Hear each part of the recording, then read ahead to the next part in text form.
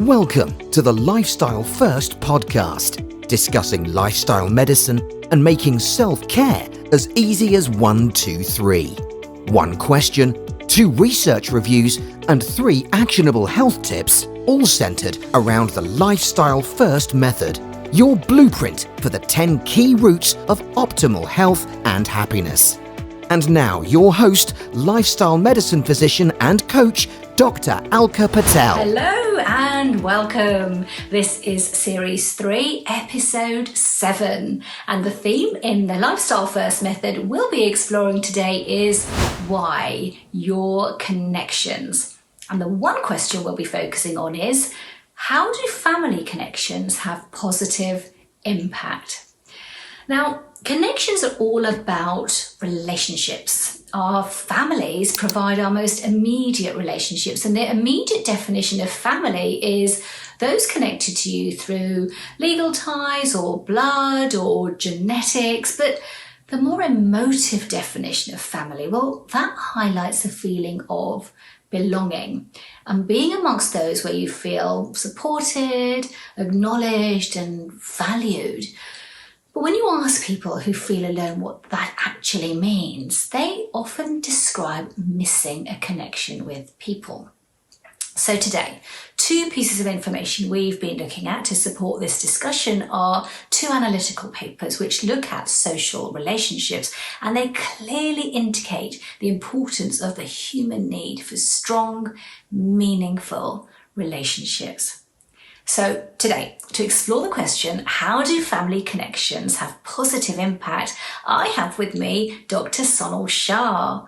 Dr. Sonal, she is a GP and a practicing lifestyle medicine physician working in a busy London-based GP practice. And she's also a very busy mum to 2 young children who are aged 6 and 3. So, Sonal, over to you. Welcome. And perhaps you could start by talking about family connections. What does this mean to you? Well, thank you for inviting me on. I'm really excited. So family is everything to me. And I think family is the first thing that we know when we come into the world. Family is what makes us who we are. And it's what makes us feel good about ourselves. Humans are social creatures. We're designed to be around other people, and we want to feel valued. We want to feel heard. We want to be part of the herd. And before, in ancestral times, we lived in groups. We don't live as individuals. And as a child, you depend on your family to provide you food, provide you with housing, give you nourishment, give you all that love and that support. And certainly, I think now as a mum, as a GP, as I see my way in the world, I see that family and that connectivity is absolutely everything. So for me, family and those positive connections really kind of affirm who I am and make sure that I feel grounded in the world. So yeah, that's what that means to me.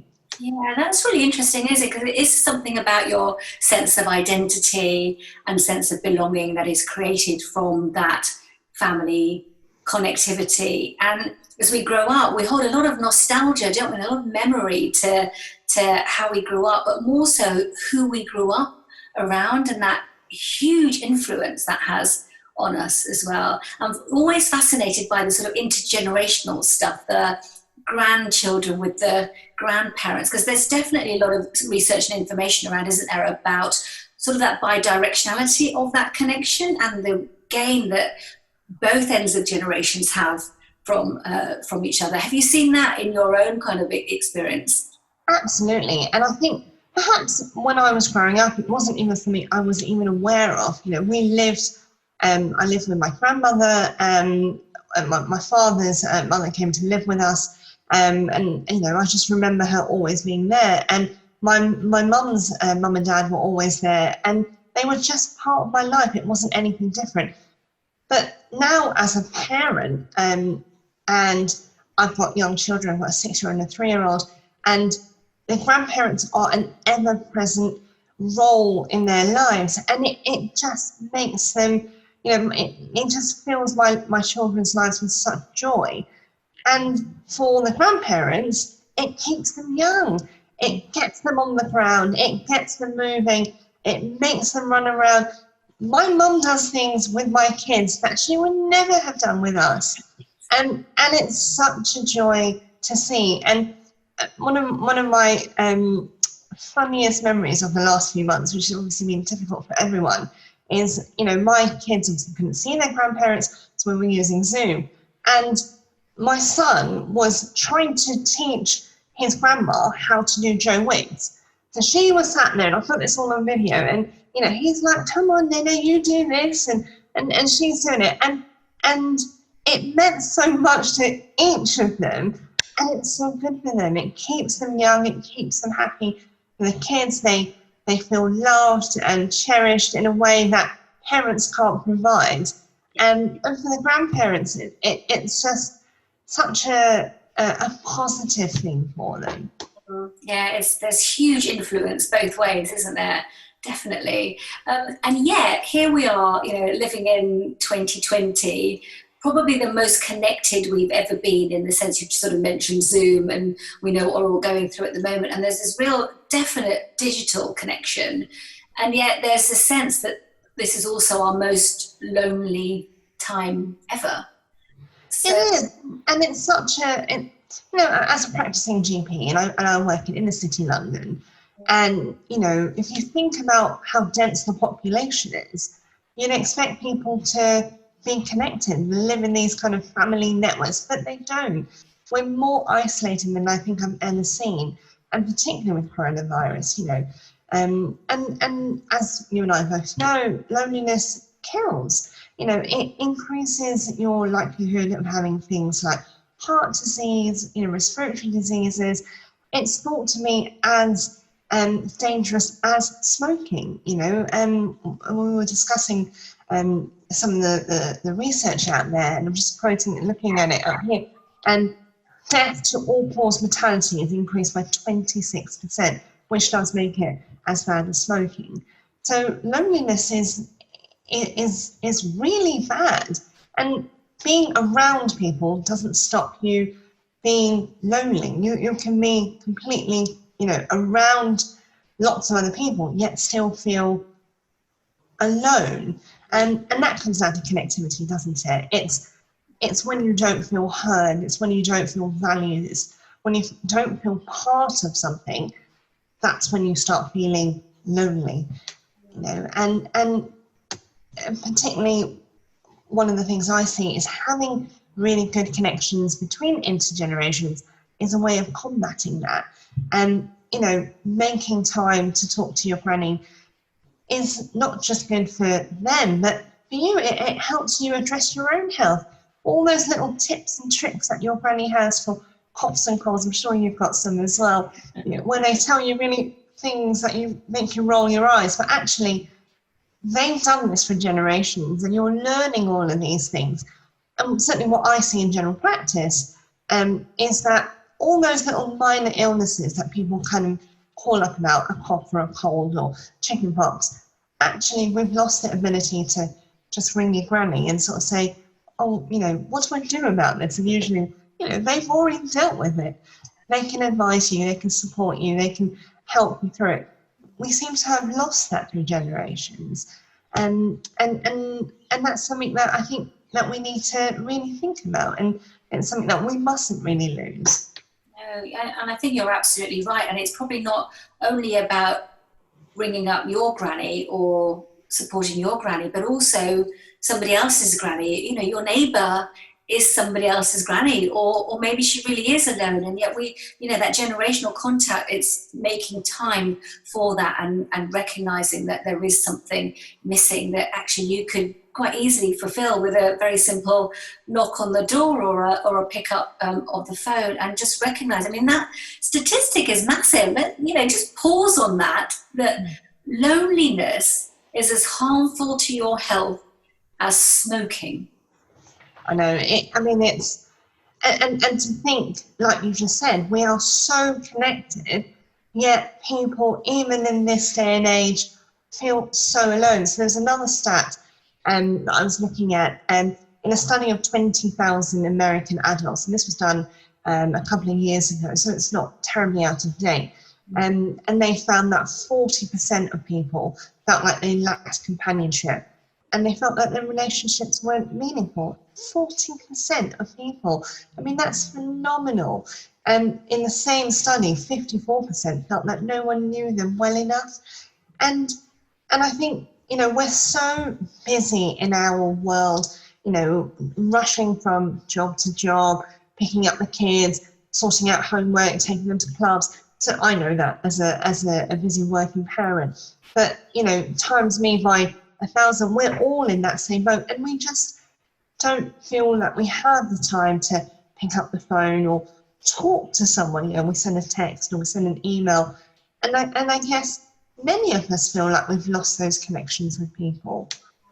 I think you touched on one really important thing, that word meaningful relationships, meaningful connections, because we can be surrounded by people, but those connections have to hold meaning for you in order to feel that you're not alone, in order to feel that actually you do know somebody a bit more than superficially, inside out. You get what they're thinking, feeling, and can be present for them as well. And, it is so important to take time out to know the person who's right next to you. You'll know in your surgery, for example, you'll be, passing ships amongst doctors and nurses and other staff in the practice, but actually, how well do you know the person next door to know that there is something that's different about them today?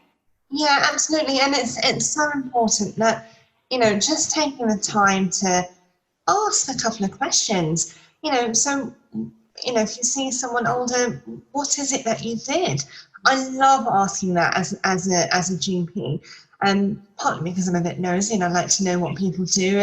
And often you find such interesting stories about people. And it's something that I've tried to do with my kids as well. So we live next door to a very elderly lady, and she actually happened to grow up in the area that I now work, so on the Isle of Dogs. And we've sort of adopted her as our granny because my own grandmother lives quite far away. And we love listening to her stories. And she doesn't sadly have grandchildren, so she's essentially adopting my kids. And when they go to school, they'll knock on her door. She relishes in seeing them in their school uniform. She asks about their day, and they come home and they'll knock on her door and say, "Look, Lillian, I've got my certificate." And that relationship we've managed to develop. It wasn't something that just happened. It sort of did, but we had to work at it a little bit and, ask those questions and take the time to nurture it. But now, I feel like I've known her my whole life. And if only we all could do that to everyone around us, then how much better would we feel? You can walk down the street and say hello and you can know their name. And it's slightly idealistic, but why not?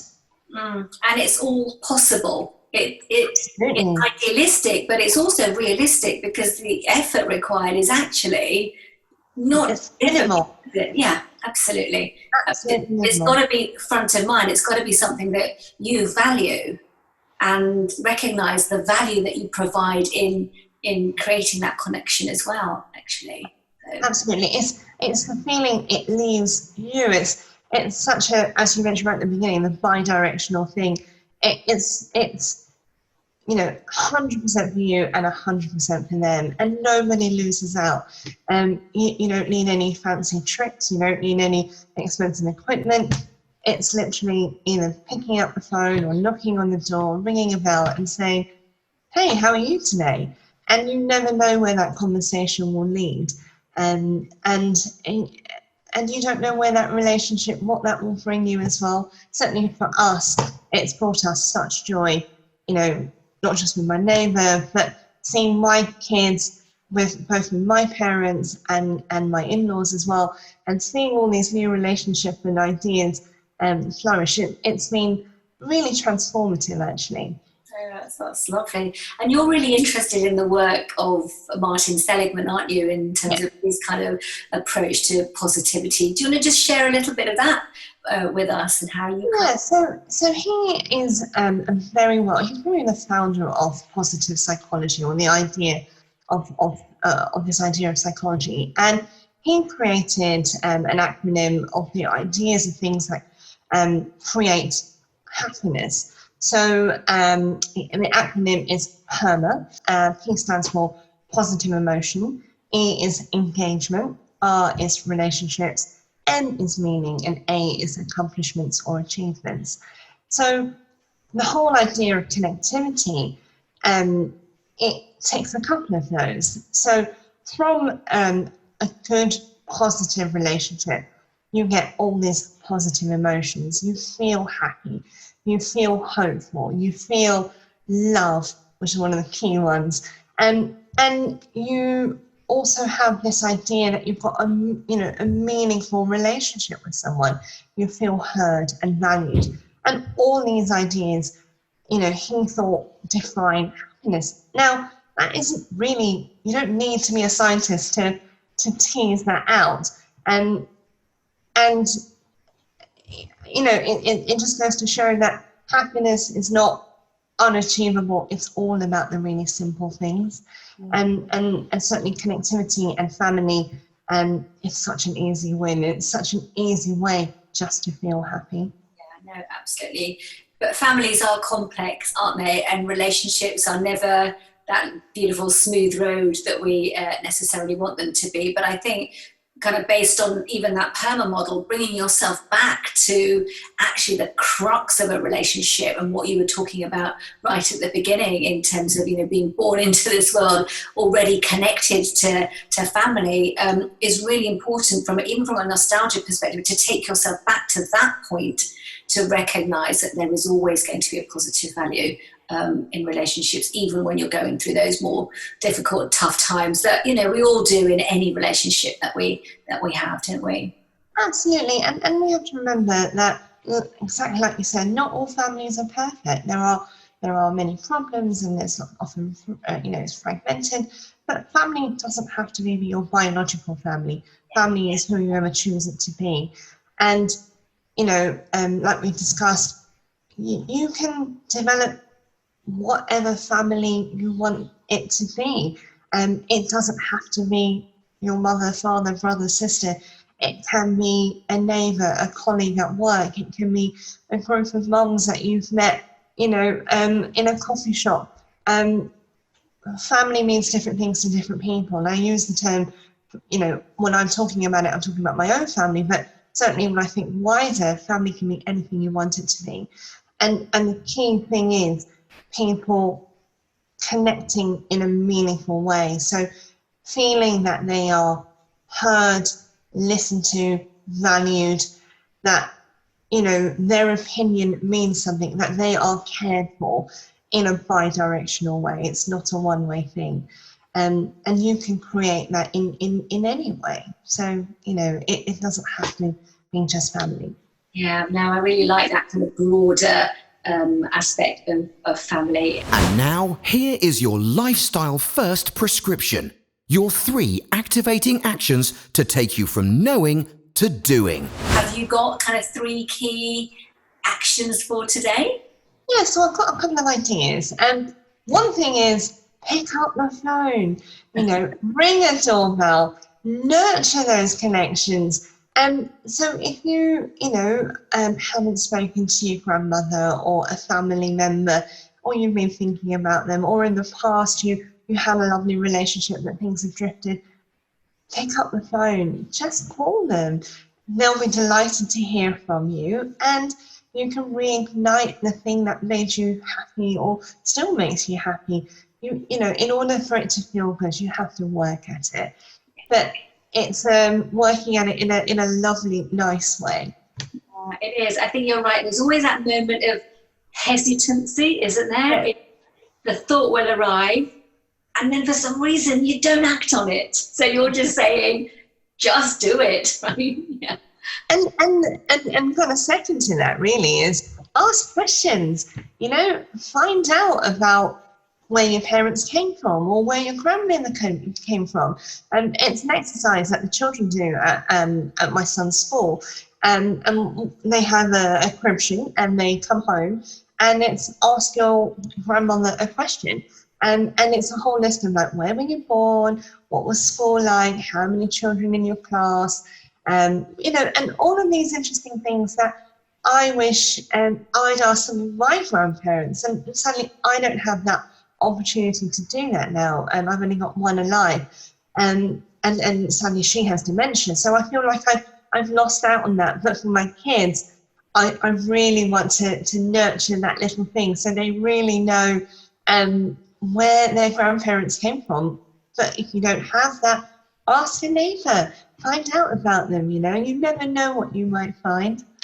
That's so true. In fact, ask your parents. I wonder if my children actually know any of that about me, because you don't always have those nitty-gritty conversations about what you were like at their age, or what your school was like, or who your little best friend was, or what you did after school when you were their age. And that's that intense curiosity of just wanting to know more about mum or dad or you. So yeah, it's even a lovely thing to do with your own children, isn't it? Yeah, absolutely. We do it. I must admit, we do it quite a lot. Well, it's usually from my son saying, well, did they have like things like this when you were young? Because he obviously thinks we're about 60 and ancient. But yeah, it's quite a good laugh if you've not done it. And it's a great way to develop those connections. Brilliant. No, love that. Absolutely. Nurture your connections like that. Number 2, what else have you got for us on? Number 2. So for those of us who perhaps don't have that family network or those grandparents to hand, look for opportunities. There's always possibilities of developing new relationships. Even if you're someone that's quite shy, or you're a bit, hesitant, or you've been burnt in the past. Many people are fearful of relationships, and we have to be very wary of that. Some people have had hurtful things happen to their past, or they're just nervous about meeting other people. Take it slow. Look for people that may share interests like that you may hold. So if you like crochet, perhaps find an online crochet group, or certainly when coronavirus is over, libraries are fantastic places to find these little groups. Many coffee shops have mornings where people can meet and greet, and perhaps you might want to see whether you can meet other people there. There are so many ways, and there are so many organisations that help people network and meet. Young mums, older people, people with mental health problems, people with just shared interests. And it's a great way of meeting new people. I mean, you and I met through a shared interest of lifestyle medicine, and that's how we've become friends. So, you never know where relationships are going to develop from. So, throw yourself out there and look for opportunity. Yeah, no, absolutely. And they're there if you increase your awareness of them. But again, sometimes there's a real hesitancy, and even taking someone along with you so that you feel comfortable, but you're still in a new environment and still meeting new people, can be quite a nice, comfortable way of just edging open that social network for yourself. And as you say, shared interest is an amazing way of doing that, isn't it? And another thing, just to quickly add to that, is if perhaps you are a slightly more outgoing person and you see someone sitting in the corner that's a little bit quieter, invite them in to your table. Ask, just be curious, be kind, be considerate, because you never know what someone else, it might have taken them to get there. So if you're someone that's a bit more confident and outgoing, then look around you. Not everyone will be the same as you. So that's another little point just to remember. I really like that. It's often the person who's staring at their phone who's actually, not actually engaging and really needs you to go up to them or connect with them, because, but you need to notice that, don't you? You have to notice that around you as well. So yeah, no, really like that. And action number 3 for today. These are all things that seem so easy to just kind of just do, don't they? Yeah, well, they should hopefully be part of our everyday life. Sometimes we're so busy we don't notice. Now, this is a fun one, and it's the gratitude exercise. Now, I love the whole concept of gratitude, and there are so many positive benefits. And this is a really simple one. So, write a letter. Think about somebody in your life that you really cherish. So, it might be your mum, it might be your auntie, it might be, your next door neighbour, and just, old-fashioned style, get a pen and paper, write down the things about them that make you happy. Or perhaps you might want to think about the relationship you have and what it means to you. Or maybe even jot down a special memory that you share, perhaps a birthday or an event or a holiday that you once took together. And these letters you write, you could send to them as well. And it would absolutely make their day. And it's just a way of really firming and nurturing those really lovely relationships that you have in your life. And again, it will make you feel great. And I can bet it will make them feel great too. It's the lost art, letter writing, isn't it? Yeah. And yet actually, if I'm sure we've all done this, but you go up to your loft and you pull out that box of keepsakes that you've got and you find those letters, and they're incredibly warming, aren't they?